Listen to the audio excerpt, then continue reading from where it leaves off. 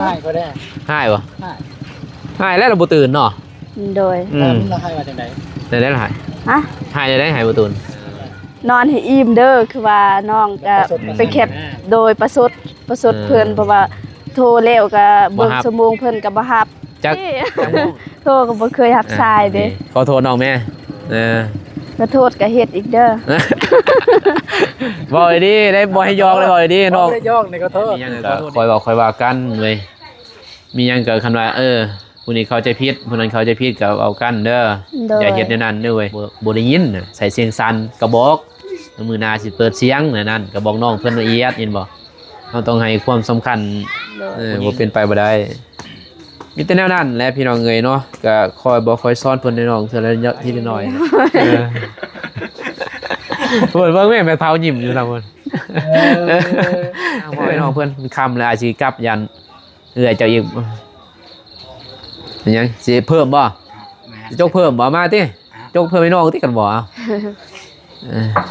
จะกระจกเพิ่มให้น้องเนาะโดย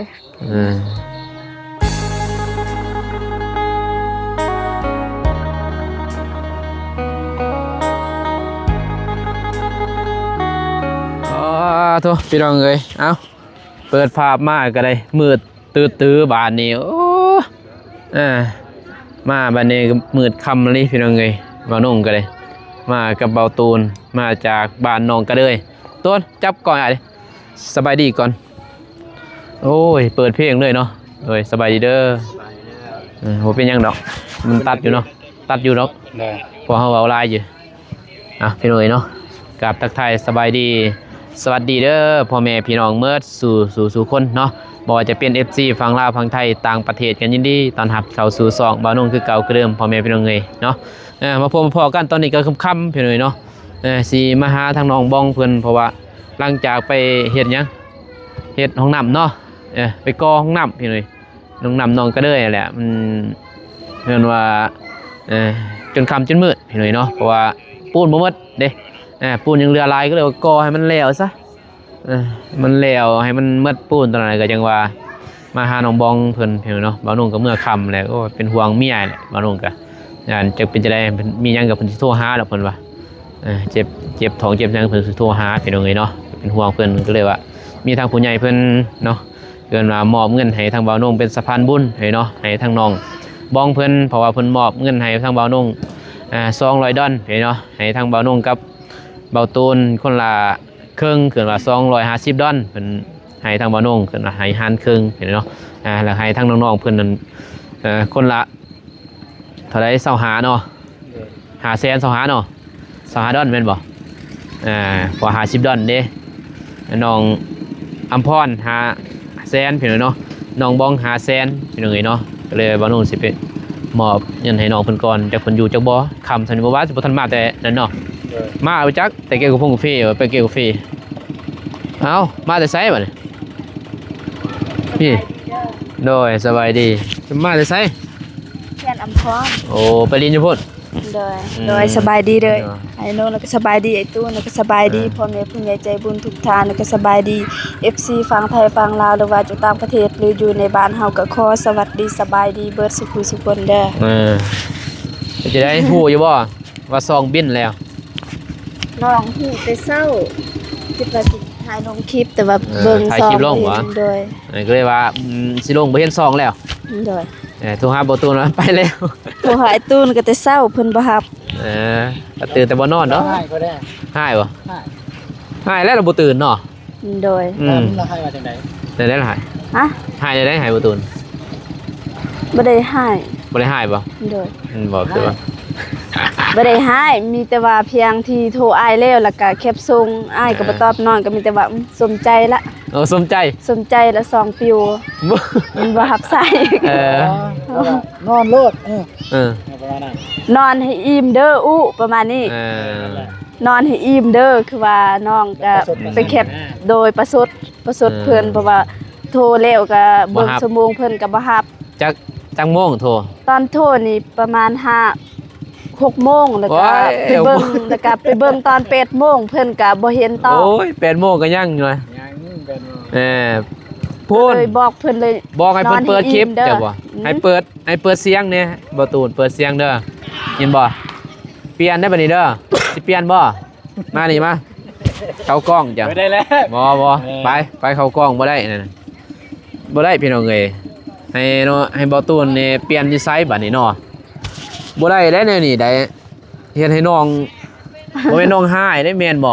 ยอมรับบ่ บ่ยอมเสีย นั่นแหละน้องเว้าก็ยอมรับติ ยอมรับ ถูกอยู่บ่ ถึก โทรกะบ่ฮู้เป็นหยังโทรก็บ่เคยรับสาย เออ เออเปิดเด้ออายบอกเด้อเปิดเด้อมื้อนี้เด้อเปิดเสียงเด้อ จะบอก สำหรับไอ้หนุ่มก็สิเข้าใจอยู่นะแบบ เข้าใจอยู่อายเข้าใจอยู่ว่านอนดึกแต่ว่าเดี๋ยวนี้เฮากับมันเปลี่ยนเด้มันมีเด้จักบ่ อยาก เฮาก็ ตี เปลี่ยน เฮ็ดหยัง เฮาก็เปลี่ยนบ่ เด้อ เด้อ เปลี่ยนเด้อเว้ยมีแต่เปิดเสียงมื้ออื่นยินบ่ เด้อ เปิดกันว่ามีผู้ใหญ่เพิ่นโทรก็เป็นกระฮู้เนาะคันเฮาคันว่าเสียงผู้ใหญ่หรือว่าเสียงคนอื่น แต่เสียงน้องมันมีเด้จักบ่เสียงใส่เสียงแซดน้องมันสิมีเสียงเฮ็ดนั่นนะเอาจักบ่ถ้าว่ามีเสียง FC เพิ่นรบกวนมันสิบ่มีเสียงเข้าใจบ่มันก็มีเด้มันเปิดได้โหมดตัวนั้นเนาะน้องบอง โดย แต่ละสายเด้ตัวใดเฮาบ่อยากให้ FC เพิ่นรบกวนเฮาก็อยากนอนน่ะนะแต่ว่านี่ผู้สาวเด้เว้ยจะต้องเอาใจเด้ตอนนี้แม่ว่าน้องบอง บ่สำคัญแล้ว ฮะ โอ้ คือว่าซัน อีหลี่ โทรก็บ่เคยรับสายเด้ ขอโทษน้องแม่เออ ก็โทษก็เฮ็ดอีกเด้อ บอกเลยดิได้บอกให้ยอกเลยบอกเลยดิน้อง บ่ได้ยอกนี่ก็โทษ ขอโทษดีๆน้อง มื้ออื่นโทรมาเลยสิรับสายเลย เปลี่ยนว่าสิ เนี่ยบ่เจอกันเลย เปลี่ยนบ่ นี่แหละกำลังว่าสิเปลี่ยน เปลี่ยนเด้อ โทรมาเลยมื้ออื่น โดย ให้โทรได้5โมงได้ หึ ให้โทร5โมงได้ 5 โมงบ่ว่าแล้ว5 โมง5 โมงบ่ตื่นเนาะบ่5 โมง6 โมงเจ้าก็ต้องฮับเนาะแม่นอยู่สินอน เปลี่ยน พี่น้องนี่พี่น้องเอ้ย เออ คลิปนี้ลงมื้อใด นี่วะมื้อ มื้อ ตอนเช้า เป็นว่ามื้อแรก มื้อแรกบ่เบิ่งก่อนบางทีมื้อแรก คันมื้อแรกนี่บ่ได้เบิ่งคลิปนี้เดี๋ยวมื้ออื่น เฮ้ยฟังมื้ออื่นบ่ได้ตื่นก่อนคนนั้นสิโทรหาก่อนแล้วสิอัดคลิปเลย คันทางนี้ตื่นก่อนเลยทางนี้โทรมาแล้วทางนี้อัดคลิปเลยสิโทรหาก่อนคันทางนี้ตื่นก่อนแล้วก็สิอัดคลิปสิโทร แน่นอนเอาเป็นหลักฐานเลยน้องบอง เป็นหลักฐาน เจ้าก็ถ่ายได้เด้บัดนี้เด้อ ก็ถ่ายได้เดี๋ยวจังน้อยสิสมัครซองใหม่ เจ้าก็ถ่ายได้แล้วก็โทรหากันว่าบ่รับสายนี่พี่น้องเอ้ยเดี๋ยวนี้บ่เปลี่ยนนี่ต้องเฮ็ดเท่านั้นแม่นบ่อายเว้าถูกบ่ยังให้น้องเพิ่นเป็นคนดีแหละพี่น้องเอ้ยเนาะเพราะว่าก็บ่ตอนนี้ดีบ่ก็ดีแต่ว่าให้เปลี่ยนจากเฮาเป็นคนที่ตะกี้เฮาเป็นผู้บ่าวแม่นบ่ผู้บ่าวนี่นอนสำาใดก็ได้10 โมง12 โมงก็แล้วแม่นบ่อยากเข้าจะยังนอนฮอด4 โมงแรงก็ได้นะพ่อแม่เพิ่นก็แม่นอยู่เป็นห่วงแม่นบ่เราก็บ่หันเว้าหลายเด้พ่อแม่ก็แม่นบ่ถ้าว่าแล้วแม่เอ้ยบ่กินบ่เข้าบ่กินเนาะเพิ่นก็บ่สนไปได้แม่นบ่แต่ว่าผู้สาวนี่เกินว่าคู่ที่เฮาสิไปอยู่นำเกินว่าคู่ชีวิต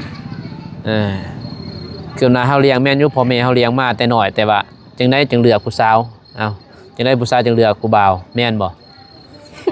นี่ก็ย้อนว่าฮักเฮาก็ต้องสร้างเกินว่าความผูกพันตัวนี้กว่าพ่อกับแม่อีกได้แม่นบ่นี่เป็นแม่ที่2เกินนี่ก็เป็นพ่อที่2นี่เนาะ แม่เลย ก็คือไอ้เว้ามันดีแล้วการฟังความหมายเห็นบ่มันสิเปลี่ยนแล้วเว้ยเปิด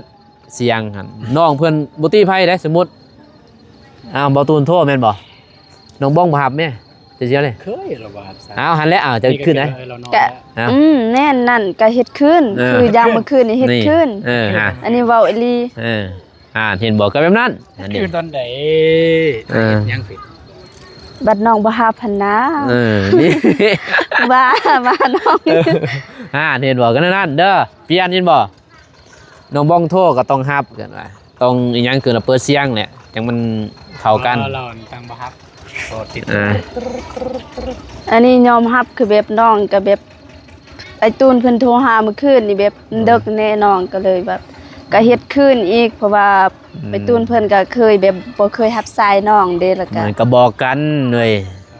บอกว่าเห็นนั่นเด้อบัดนี้เด้อเปลี่ยนเด้อยินบ่น้องน้องบ้องก็เปลี่ยนเด้อบ่ตูนก็เปลี่ยนเด้อเอายับเข้าใกล้ๆกันแน่สัญญาบ่ ยินบ่ โดย เปลี่ยนเด้อบ่ซองยินบ่มีหยังบ่ เว้าใส่กันเด้อโดย บ่ให้เว้านั่นได้ว่าข้อยก็เครียดไปนั่นนะข้อยก็เครียดแต่บัดนี้เฮาบ่ฮู้เหตุผลนี่แม่นบ่จังได๋ไปไส ไปเอาเงินครับ โอ้ปั่นกันนี่เด้อ ประดันบ่มีกาแฟเนาะ ปั่นกันนี่เด้อบ่ได้ดอกพอได้ซื้อน้ำหวานนี่นะ พี่น้องคือยินบ่เปลี่ยนยินบ่มีหยังให้เกินว่าเว้าใส่กันโลดบ่ต้องว่ามื้อนี้จักหายสั่งข่อยนะข่อยก็อยากแก้แค้นนำบ่ฮับข่อยมื้อนี้ว่ามื้อนี้ก็บ่ฮับข่อยแก้แค้นมันบ่แม่นครูแก้แค้นเด้อครูฮักครูนั่น คือ ได้ มัน ยิน ได้ บ่ ว่ามือขึ้นกับมือเดียวในเฮ็ดแล้วก็อยากลองความรู้สึกของไอ้ตุ้นเวลาที่คนบ่รับสายน่ะรู้สึก มัน จัง จะ ได๋ เป็นจะได้จะเป็นจะได้เอา บ่ เมื่อคืนนี่ก็รู้สึกเลยว่ามันดึกอีหลี10 โมงโทรหาตอน 10 โมง น้องก็บอกอยู่ว่าดึกแล้ว ดึกแล้วเนาะ การแล้วก็เว้ากันนี่ ยังน้องกันโดย แม่นบ่ ไม่ก็ว่าโดย เนาะโดย อันแล้วมีหยังก็เว้ากันให้เว้ากันก่อนอย่าเว้าในโทรศัพท์ยินบ่ในโทรศัพท์มันสิผิดกันได้ยินบ่ โดย ในเว้าซึ่งหน้ากันนี่มื้ออื่นจังว่าสมมุติมีหยังเว้าตูนสิเว้ามื้ออื่นน้องบ้องแบบคาใจนะบ่ต้องเว้าในโทรศัพท์เด้อมันสิเว้าในโทรศัพท์มันสิยาวเพราะอ้ายมีประสบการณ์หลายยินบ่อ้ายกับเอื้อยจะจนสิ ปะกัน ตอนนั้นเป็นแฟนเด้จนสิย่างกันไหนย้อนว่าใน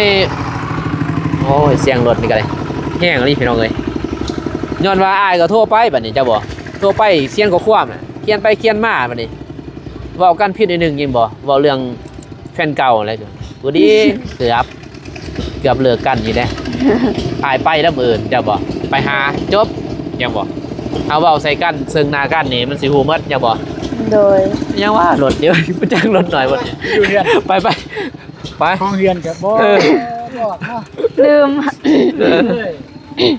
งินคือว่าตึงอยู่บ่ลืมเพิ่นอยากเว้าเรื่องนี้แหละให้อ้ายเว้าให้ โดย แม่นบ่ โดย มีหยังบอกอ้ายโลดอ้ายสิเว้าเองเป็นเบาตูนให้พระเจ้า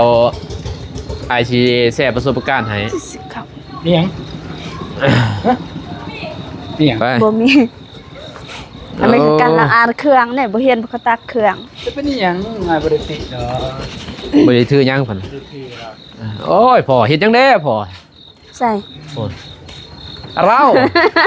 เฮ็ดหยังสบายดีพ่อสบายดี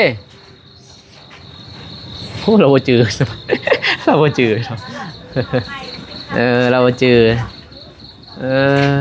เฮ็ดหยังเฮ็ดกินบ่ เฮ็ดกินแล้ว นั่ง เฮ็ดกินแล้วจึงไปหาไอ้กู โอ้เฮ็ดหยังกิน แกงมัก หิวเขา ผัก เด้ ทอง หิวเขาบ่ได้กินเขามื้อนี้กินหมี่เด้กินฮอดเจ้าเพิ่นว่ากินข้าวก็บ่แซ่บป้าบ่แซ่บได้หมี่มัน หิวข้าวอีหลีนี่ลายบ่กินนี่ลายบ่กินลายบ่ เดี๋ยวจะหน่อยต้มมีให้ ต้มมีไป กินหมี่ก็ได้บอกไปซื้อของกินจังหน่อยไปก็ เอา ซื้อ ไปซื้อเดี๋ยวจะนอยจะเอาไปซื้อ เอาไปซื้ออะไรกันนะ กินข้าวอย่างนี้ มีแต่นั้นแหละเด้อคืออ้ายบอกยินบ่บ่ต้องแซดหากันยินบ่กันมีหยังบ่ต้องว่ามื้อนี้งอนกะแซดมื้อนี้งอนกะแซดบ่ได้เว้ยบ่ในโทรศัพท์สิผิดกันยินบ่กันว่ามีหยังก็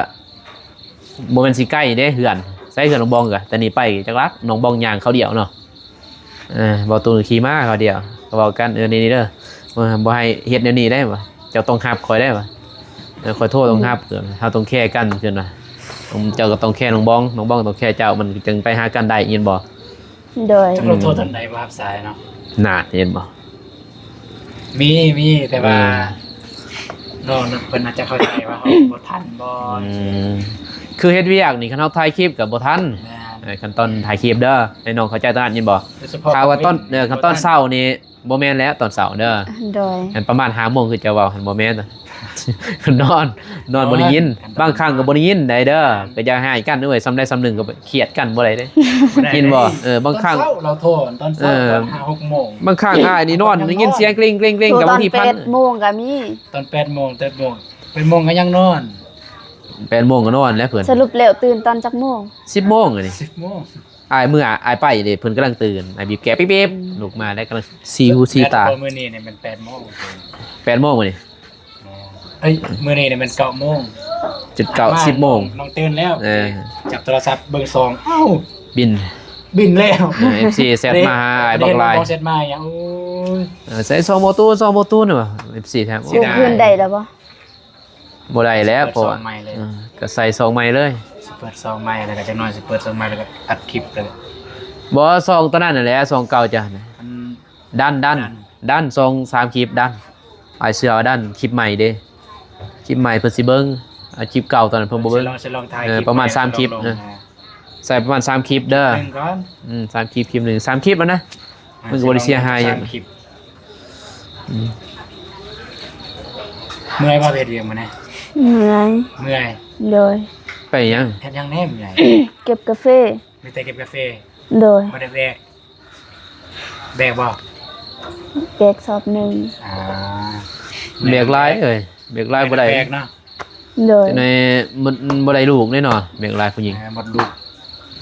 เอ แม่น แบบ บ่ มันบ่มันนั่นเด้มันลง มันลงนะ เพิ่นเฮ็ดเบรกหนักบ่ได้ยินบ่แบบแบกนี่นะ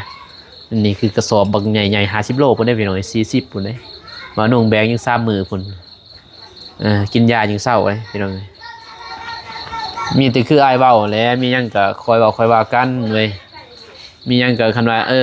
ผู้นี้เข้าใจผิดผู้นั้นเข้าใจผิดก็เอากันเด้อ โดย อย่าเฮ็ดแนวนั้นเด้อเว้ยผู้หนึงก็โอ้ยเจ้าคือบ่ฮับคอยเขาก็สิเฮ็ดคือกันนะบ่ได้เด้อบ่แม่นว่าครูอิหยังเกินว่าครู คู่แข่ง ครูแข่งบ่แม่นครูมักครูฮักกันได้แน่แม่นบ่ คู่แค้น ครูแข่งกันได้แน่นะ เจ้าแข่งค่อยๆแข่งจ้ะ คู่แค้น บ่เฮ็ดแนวนั้นเด้อหมดซองยินบ่ อันนี้บ่เคยเฮ็ด เอาอันแหละเปลี่ยนเบิดเด้อเด้อ คือว่าถ้าสมมุติไอ้ตูนบ่รับสายก็ถ้าว่าโทรนำหลังก็ควรแบบอธิบายให้น้องว่า แบบ ตอนน้อง อ โท ธิ ร บาย นั้น บ่ต้อง อ้าย ยินโทรศั กำ พ ลัง ท์ เฮ็ดแนวนี้หรือว่าแนวใดก็ได้ แต่อันนี้เวลาดอกโทรก็มาพอกันมานั่งเพิ่นก็บ่เคยเว้าหยังแล้วก็บ่เคยอธิบาย จื้อแล้วบัดนี้จื้อแล้วบัดนี้น้องเพิ่นมีเหตุผลเจ้าเพิ่นโทรสมมุติเนาะคือน้องบ้องโทรตอนไหน6 โมงเนาะ5 โมงแม่นบ่8 โมงจะตื่นมา9 โมงเจ้าก็ต้องโทรหาน้องยินบ่โทรบอกหรือว่าเซตค้างก็ได้ว่าขอโทษเด้อน้องเด้อว่าอ้ายบ่ได้รับสายเพราะอ้ายนอนเด้บ่ได้ยินใส่เสียงสั่นก็บอกมื้อหน้าสิเปิดเสียงนั่นก็บอกน้องเพิ่นละเอียดยินบ่เราต้องให้ความสำคัญผู้หญิงเด้อเว้ยให้แต่ผู้หญิงนำตามเฮาบ่เป็นไปบ่ได้ได้ยินบ่มันต้องตามกันทั้งสองฝ่ายบ่แม่นให้แต่ผู้นี้ตาม แม่นเรื่อง มันสิเคย ถ้าว่าสมมุติมีแต่ฝ่ายหนึ่งฝ่ายเดียวตามถ้าสมมุติฝ่ายหนึ่ง ก็เมื่อย ฝ่ายเดียว เด้ ที่เคยตามเขาเมื่อยเขาก็ถอยได้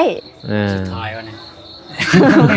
มันบ่แม่นถอยนะแบบเมื่อยนะเมื่อยแหละบัดนี้เจ้าก็คือคือบ่แค่แม่นบ่ โดย มันก็สิลึงนะบัดเฮาไปเอากันไปมันบ่ได้นะก็ต้องเปลี่ยน หรือว่าน้องบองอยากให้บอกทุกมื้อ ก็ เคยบอกแล้ว เออ แต่อย่างเจ้าโทรหาเนี่ยคอยตอนกลางเว้นเขาก็ถ่ายคลิปบางทีบ่ได้รับหรือตอนเช้า 4-5 โมง 6 โมงเนี่ย 7 โมงยังนอนสำนั้น นอนนอนก็บ้านนอกเพิ่นก็คือเจ้าตื่นสมมุติเอาน้องเพิ่นนอนตื่น 8 โมงกันคนหากันมันก็คิดฮอดแม่นบ่สำนั้นเขาก็มันบ่ม่วนแน่ๆเขาก็โทรหาเข้าใจบ่เจ้าก็ขึ้นในนั้นแม่นบ่ เจ้าก็ต้องเจ้าก็ต้องเปลี่ยนบัดนี้เจ้าก็ตื่นแต่ดึกแล้วก็เจ้ายังนอนก็นอนไหมก็ได้บัดนี้เจ้าตื่นแล้วหับแม่นบ่ก็นอนสินอนโดย บัดอ้ายไปปลุกเจ้าอ้ายนี่ไปปลุกนะยินบ่น้องบ้องนี่โทรปลุกซื่อว่าน้องนี่ไปกวนเนาะพี่น้องรถก็ลุกมาไปเด้ตะกี้เพิ่นก็นอนบ่ดึกดอกเพิ่นเนาะตื่นบ่สวยตะกี้แต่หลังๆนี่แบบ FC ก็หลายแล้วก็นั่นผู้ใหญ่เพิ่นยังเด้เขาก็แล้วก็เฮาตอบคอมเมนต์อีหยังก็นอนดึกตื่นสวยแน่พี่น้องเบาน้องตะกี้ก็นอนตื่น 4 โมงเดี๋ยวนี้ก็ประมาณ 6 โมง คอมเมนต์ในน้องบัดนี้นะให้น้องบองตอบ เขายังบ่ทันได้ตอบจากคลิปเลย น้องบ่ เลย เมื่อคืนนี่ไอ้บอกอยู่ให้น้องตอบแต่แบบน้องสึกเมื่อยก็เลยปิดออนนอน บ่ต้องตอบยากยินบ่กดใจซื่อเด้อตอบเพิ่นก็ได้ยินบ่กดใจหยัง แบบนี้นะเพิ่นนะ ใส่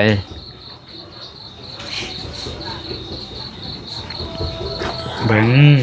ก็เบิ่ง กดใจซื้อก็ได้บ่ต้องมันมี ตัวอย่างคือคลิปนี้ซะ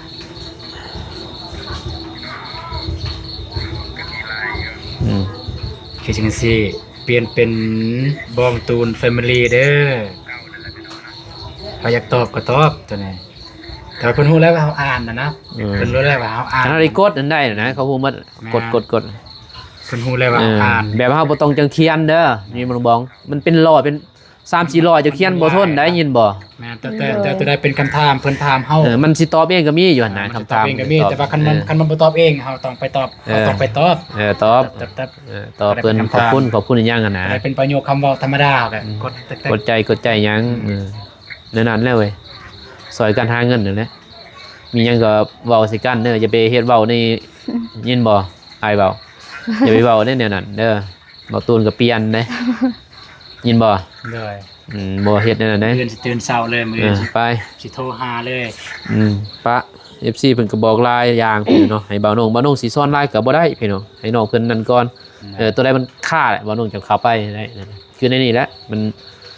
ค่าในหนึ่งบ่าวน้องเข้ามาหาบอกเพิ่นในนี้ อ๋อน้องเพิ่นบ่อยู่มื้อนี้ไปกาแฟ หายเด้อ หายบ่จ๊ะ แม่น โอ้ บ่แม่ คันให้นี่สิอยู่บ้านและนอน อันอยู่บ้านเด้ เลย คันหายอยู่บ้าน คันให้แบบอารมณ์หงุดหงิดอยู่บ้านนอน โอ้ ไปเวียกก็ขี้นเฮ็ด โอ้แต่ละเทื่อนี่ควายมาน่ะอยู่บ้านเนี่ยแสดงว่าหายแม่นบ่ ต่างอันนั้นต่าง ตอนนั้นถ่ายคลิปเขาบอก ใจเนาะ เมื่อว่าสิอยู่บ้านกันไอ้อยู่บ้านก็เว้าหมดเนาะ โดย บ่เป็นไปบ่ได้มีแต่แนวนั้นแหละพี่น้องเอ้ยเนาะก็คอยบอกคอยสอนเพิ่นน้องเทื่อละทีละน้อยแหละอันใดมึงใดก็เก็บไปอันนั้นเด้ออันใดมันบ่ฮู้กับแชทบอกถามอ้ายยินบ่ตัวใดมันบ่นั่นก็ถามอ้ายว่าแนวนี้สิแก้ไขได้บ่อยากให้พวกเจ้าแยกแทงกันนั่นแหละให้สมหวังบ่แม่นว่าให้มาอะไรขี้แค้นกันบ่ได้เด้อเว้ยมันสิลึงได้ผู้หนึงบ่นี่ตามแม่นบ่บ่นี่แบบมันก็ลึงได้แม่นบ่ว่ามันลึงเนี่ยมันตามมักแห้งได้บ่นี่ล่ะไผก็มักกันหมดเราสองพายจึงคบกัน อิหยัง บ่ฟังอ้ายน้องเรา ฟังแต่อยากได้คำถามจากเจ้า เจ้าก็ต้องตามกันให้เสมอเด้อยินบ่ บ่สิคิดฮอดได้ลีได้ นั่นแหละต้องตามกันเสมอกินฮอดกระแทกอย่างอ้ายเขาเดียวอย่างจะได้ คือมื้อนี้มาเนี่ยบ่เห็นนะโอ้คิดฮอดเด้ FC เพิ่นก็ว่าเบาตูนบ่อยากจริงจังเพิ่นว่าเบิ่งนี่ก็รอกแรกนิสัยน้องแบบนั้นเพิ่นใส่เบาตูน เลย แต่เพิ่นก็สิค่อยๆเปลี่ยนไปนั่นแหละมันก็เริ่มเป็นผู้ใหญ่แหละเกินนะตอนนี้ยังท่านนั้นบัดเอากันมันก็เปลี่ยนนิดนึงเด้อชีวิตมันบ่ได้คือเก่าได้ตอนนี้นี่หายเครียดกันนี่เกินว่ายังให้อภัยกันได้ยินบ่บัดเอาไปแล้วกันสิเฮ็ดคือเฮาตอนเฮาคบบ่ได้ได้ยินบ่เฮาก็เปลี่ยนไปได้แบบนึงอีกเอากันไปแล้วบัดนี้ได้ลูกอีกสิเปลี่ยนไปอีกมื้อนึงตอนน้อยๆเลยได้บัดนี้เปลี่ยนเทอละก้าวพี่น้องเอ้ยเนาะ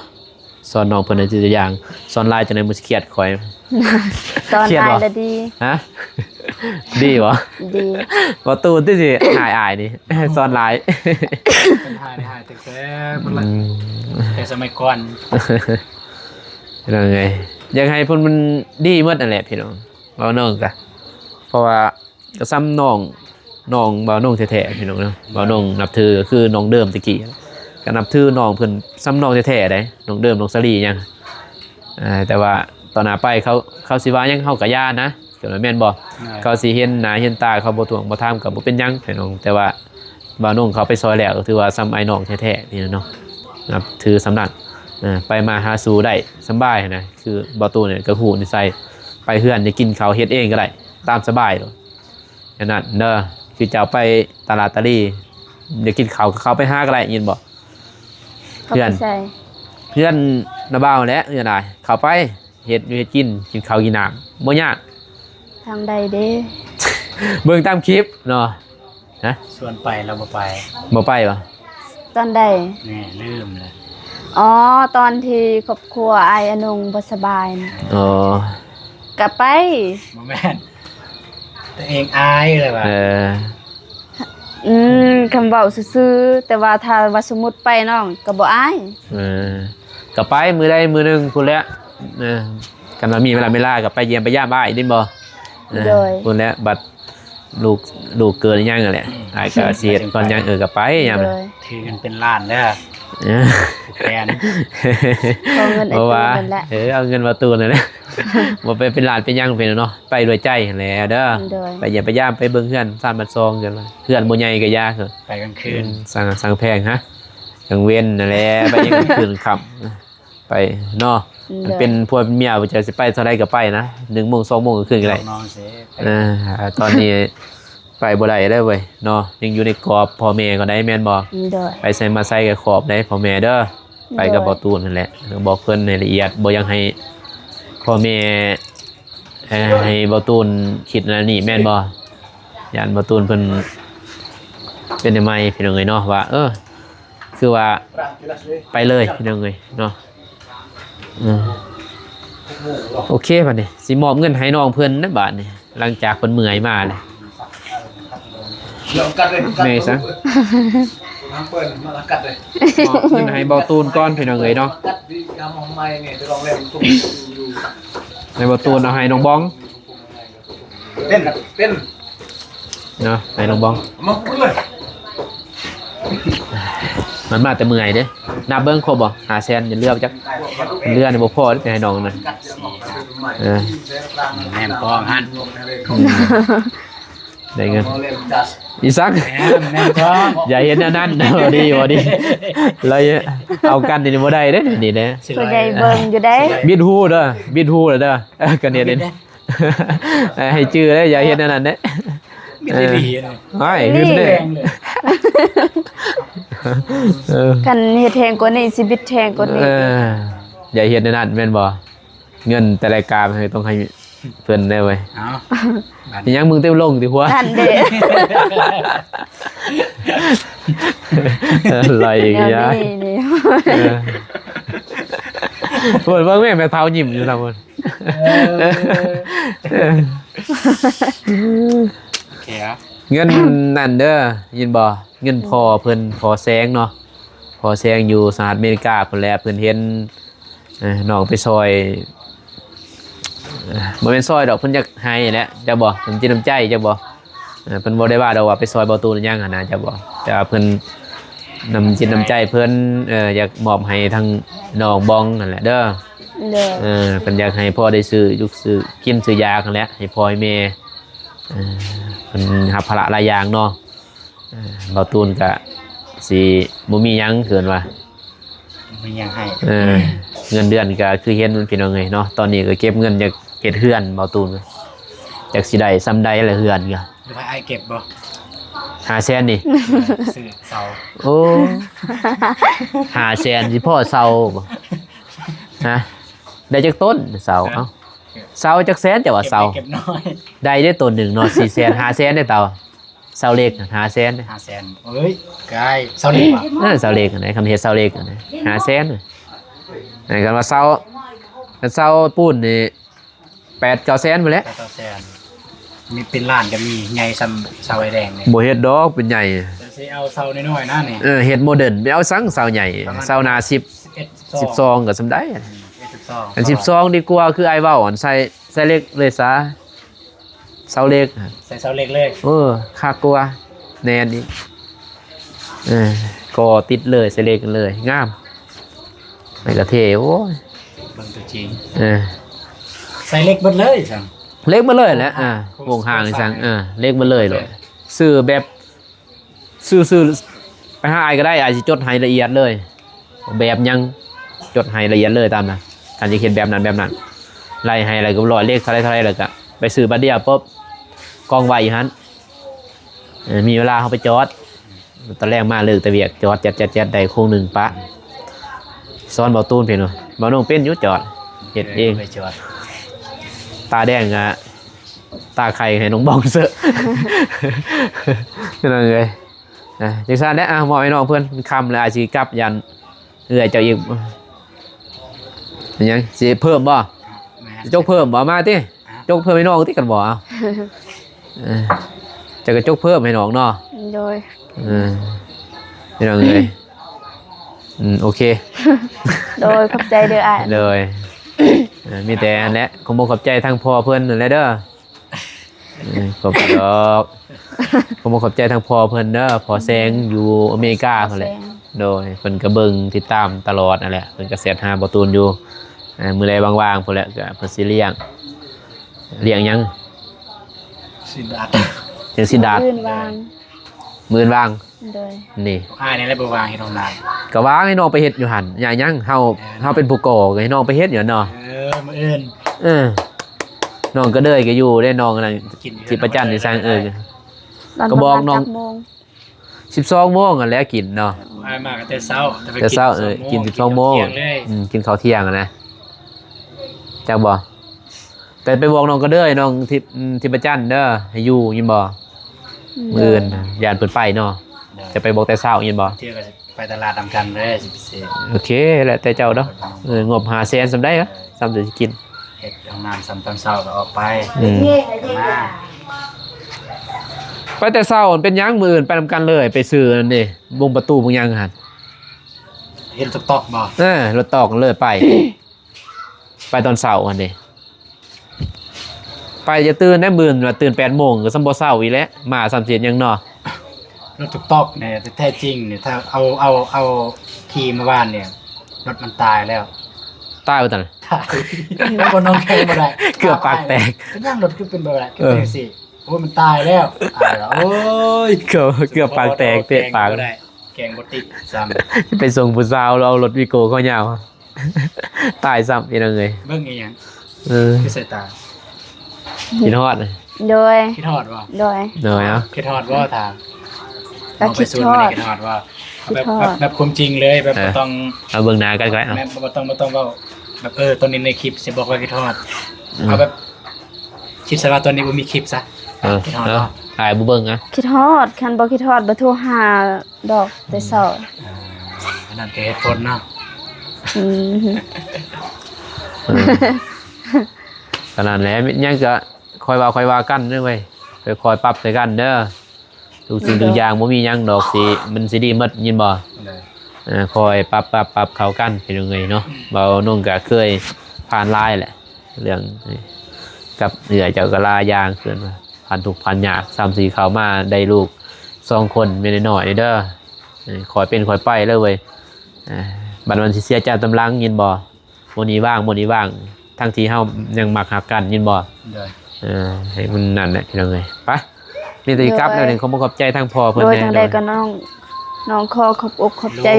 ลูก โดยจังใดก็น้องจังใดก็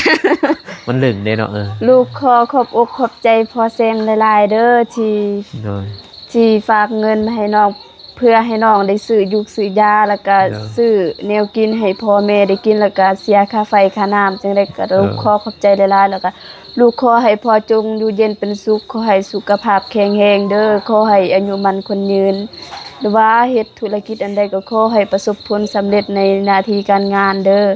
หรือว่าไปใส่การขับขี่หยังก็ขอให้อยู่รอดปลอดภัยเด้อสาธุ โดยสาธุเป็นยังไงเนาะเป็นจังสั่นเลยเด้อ โดย ทางอ้ายกลับก่อนได้แบบนี้บ่ตูนอยู่นี้แหละกินข้าวก่อนจึงกลับเพิ่นว่า โดย พอถือรถ2คันนี่บ่นี่ก็อ้ายสินั่ง อย่าโด คั ย ก ซื่อๆเด้ไว้กินบ่อยู่เด้ โอ้ โดย เห็นว่ามันว่าบ่อยู่ก็โดย เอ้าบ่ได้ยินเด้เนาะจะเว้าแห้งๆแม่ซัง ซิว มีแต่จังสั่นเด้ออ้ายกลับก่อน โดยเดินทางปลอดภัยเด้อ ได้บ่ ได้อยู่แล้วก็บอกกูเมื่อแล้วบ่ ขึ้นอยู่ในเฮือน นะ ไอโกขึ้นถึงในเฮือน ขึ้นน่ะ โดยหินจะเกิบ ก็ ขึ้นในเฮือนขึ้นเทิง กลับบ่ ขึ้นถึงเฮือน โดยแบบนั้น สิกลับบ่หรือว่าสินอน อ๋อพอดียังว่าสิไลฟ์สด เพิ่นสิไลฟ์สด โดย ฉันเลย โอ้ สดบ่ ดึกได้ โอ้เด้อเลยสด อืม ตอนนี้อาบน้ำนี่ เจะสิเมื่อยเนาะเจะจะหน่อยเนาะถ่ายอะไรกันเนาะถ่ายอะไรพฤติกรรม ในสดเฮาบ่ได้แจ้ง แจ้งเขาก่อนเด้อจังไรสดยินบ่ แบบเทื่อหน้านะอายมีบทเรียน เออ นะโอเคเวลาเฮาเซ็นไลฟ์สด เออ มันต้องมีคลิปใดคลิปหนึง เออ เอาลงตอน 2-3 โมงบ่โอเคตอนแรงเจอกันเวลานี้ FC ครับ กันบอกกับโฟดเอาเห็นบ่อันนี้โฟดอันนี้เห็นบ่ แม่นเฮากับฟุต โฟดฮูบเอาฮูบคู่เจ้ายินบ่ แม่นอันนี้ โฟ เฮา ด ยังบ่ทัน ฮูบคู่ ได้แจ้งอีหยัง โฟดฮูบคู่ว่าเท่านี้โมงไลฟ์สดเด้อพี่น้องไปติดตามโฟดแต่ตอนเช้ายินบ่ แม่น แต่ตอนเช้าแล้วตอนแรกจึงเขาเขาเบิ่งเด้จะบ่มันสิเด้งหรือบัดนี้ยินบ่เขาโฟดเอาเด้อฮูบคู่เอาแล้วก็เขาก็ฮู้ว่าแจ้งว่าอะไรสดสมมุติจำเลย เคยเสียแล้วFC บางคนเพิ่นก็บ่ได้ฮู้ว่าเฮาสิไลฟ์สด แม่นเพิ่นก็ เพิ่นบ่ได้ นอน เบิ่ง บางทีเพิ่นนอน นั่นแหละตื่นมื้ออื่นเช้าเอาไลฟ์สดตอนใดเพิ่นก็เซ็นมาว่า แบบจะได้ไลฟ์สดคือบ่แจ้งก่อน แจ้งก่อน อยากเบิ่งเพิ่นว่า เฮาก็ต้อง ขอโทษขออภัย โด ด้วย โดย